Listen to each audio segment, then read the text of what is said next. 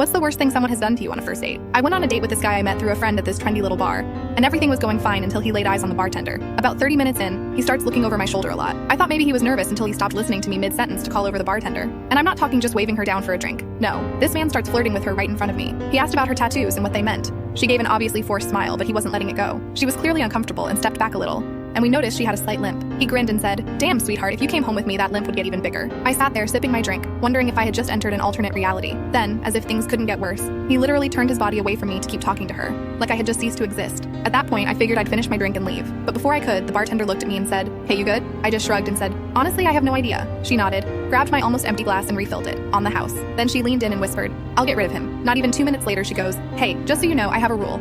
I don't flirt with guys who treat their dates like garbage." His face went red. He tried to laugh it off, but she gave him the most unimpressed look ever. And you know what he did? He grabbed his coat and stormed out. Didn't even say a word to me. The bartender ended up sitting with me for the next half hour, just chatting, and we became friends after that.